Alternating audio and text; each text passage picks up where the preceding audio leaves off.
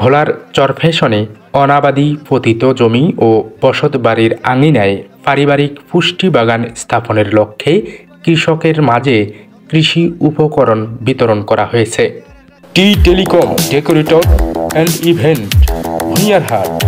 মঙ্গলবার ২৬ নভেম্বর দুপুর ২টায় উপজেলা পরিষদ চত্বরে অনাবাদি পতিত জমি ও বসত বাড়ির আঙিনায় পারিবারিক পুষ্টি বাগান স্থাপন প্রকল্পের আওতায় উপজেলার পৌরসভা সহ ২১টি ইউনিয়নে পারিবারিক পুষ্টি বাগান স্থাপনের লক্ষ্যে ৩৫৯ জন কৃষকের মাঝে রাসায়নিক সার, ভার্মি কম্পোস্ট, ২১ প্রকারের সবজি বীজ, ফলের চারাগাছ, নেট, পানির ঝাড়, বীজ সংরক্ষণের পাত্র ও সাইনবোর্ড বিতরণ করেন উপজেলা কৃষি অফিসার কৃষিবিদ রোকনুজ্জামান।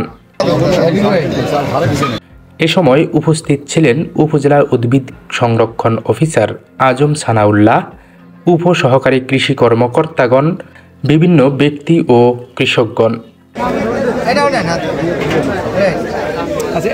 উপস্থিত কৃষকদের উদ্দেশ্যে উপজেলা কৃষি অফিসার কৃষিবিদ রোকনুজ্জামান বলেন, অনাবাদি পতিত জমি চাষাবাদের আওতায় নিয়ে আসার লক্ষ্যে এবং পারিবারিক পুষ্টি চাহিদা পূরণের জন্য কৃষি সম্প্রসারণ অধিদপ্তর উপজেলার কৃষকদের মাঝে সরকারিভাবে এ সুবিধা প্রদান করছে।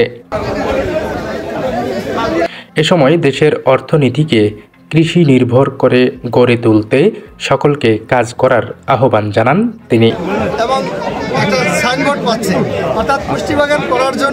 উপজেলা কৃষি অফিস সূত্রে জানা যায়, এ প্রকল্পের আওতায় জনপ্রতি ১.৫ শতক জমিতে সবজি চাষের জন্য উপজেলার পৌরসভা ও ইউনিয়নের মোট ৩৫৯ জন কৃষককে সরকারি এ সুবিধা প্রদান করা হয়েছে।